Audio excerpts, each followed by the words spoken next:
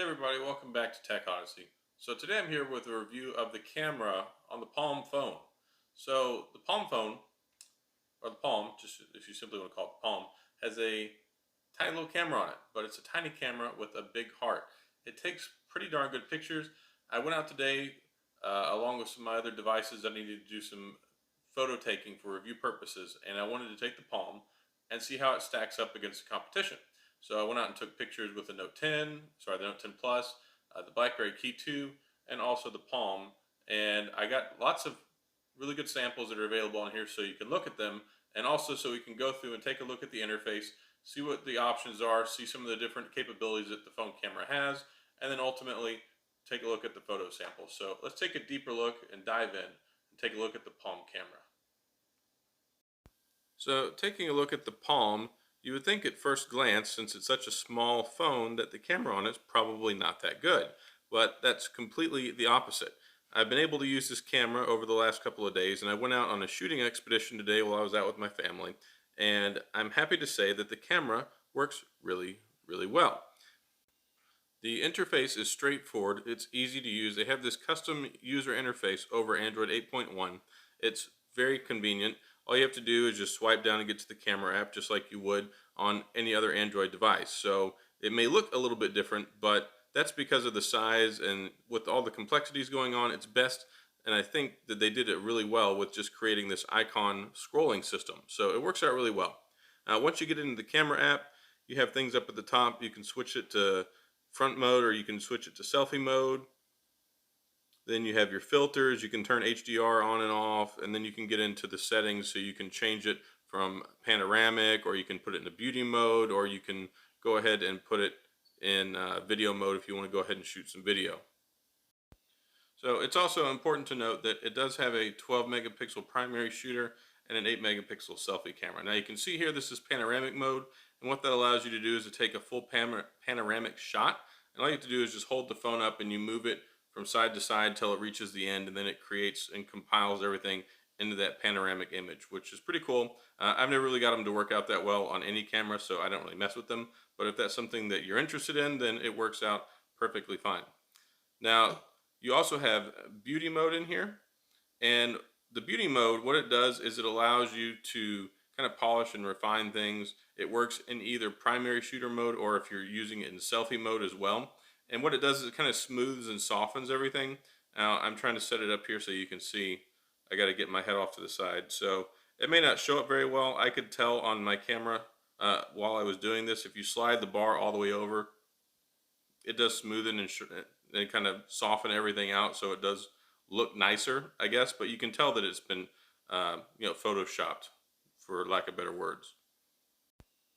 Now it also has this fancy line blur mode. So if you've ever seen like cool Hollywood style photos or videos, like if you think of it like LA, and you see like the time lapse photos where you get those lines with the cars going by, you can do that if you choose. It has that option as well for one of the camera capabilities. So it's got a lot packed into this tiny little package. Now also, once you go into video mode, you have several different options there as well. With the filters, you can do monochrome, and you can turn on the different types of colored filters that give it different hues and effects. So, and that is kind of neat. It's not anything that I really do, but it may be something that you're interested in as a photographer or a videographer. Now, here's one thing that I think is really cool, and it's called Collage Mode. You can go ahead and put your photos into a collage. You can do it with just two. Whoops, drop the phone. You can do it with two. You can do it with up to four. So you can go ahead and take the pictures, and as you take the pictures, it puts them into this collage already. So you don't need any special software to go ahead and create the collage photo.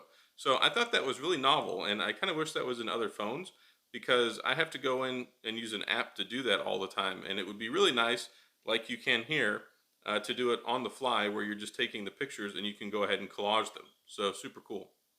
And here's an illustration of the different filters that you can use. You can use them while you're taking pictures or while you're doing video. So you can put on a custom filter there, so it gives you the desired look for whatever it is that you're trying to capture. And one thing I did want to go ahead and show you here is the settings. You can go and adjust the settings for the camera or for the video camera. You can turn on the electronic image stabilization, which is nice for your videos. You can change the megapixel size, and you can also change the recording size. So you can do up to 1080p on this, and I believe it's at 30 frames per second, but you can still shoot 1080p, which is pretty cool. I thought that was a nice added feature for such, a small camera option here. And then of course you have your HDR, which you can turn on and off as well. So that's pretty much it for the camera interface. All right, so without further delay, here are the camera samples. Now, I went out to a place called Pleasure Pier out in Galveston. It's owned by the Landry's Corporation. They have all sorts of cool stuff out there, but they got a lot of rides. They got the carousel, they got the merry-go-round. I think that might even be the same thing. Ferris wheel, yeah. We weren't able to ride it because of the weather, but you can see here that it does take some pretty good pictures. There's the carousel right there. It's a two-story one, which is kind of cool. I was able to take this picture here with some nice neon lighting. The weather really wasn't that great. You can see there in the background the clouds, but it didn't keep me from being able to take some pretty decent shots. There's the video arcade. And it is a little blown out there. There's not a whole lot of refinement around the edges, but the colors and detail are not too shabby.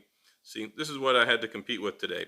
Now, originally, it started off looking like a nice day, and then it just kind of went crummy. So there's a nice selfie shot. I was able to take a couple selfies there. There's another one. I was surprised that the selfie camera does take pretty good selfies. And I'm not really much of a selfie person, so there you have it. But overall, see, that's what it started off looking like. But overall, I think the pictures were turned out really well. Here's inside a restaurant, and then there's one outside coming up. But overall, I'm really, really happy with the way that the camera performs on the Palm. All right, so that's all I've got on the Tiny Palm camera review. So hopefully this has been insightful for you. You could see some of the pictures that I was able to take with it. I was really, really impressed. I think that this camera hits outside of its league, and not just in size, but in quality. So super good camera, especially in the tiny little compact package that you get. So that lets you know for sure that you can carry this around and you don't have to worry about missing those important moments in life when you might happen to need a camera. So I was more than happy with the camera quality and the pictures that it was able to take when I was out and about today. So that's all I've got on this camera review for the Palm. If you have any questions or comments, please feel free to leave them down in the comment section. I'll get back with you. And as always, I'll see you guys next time.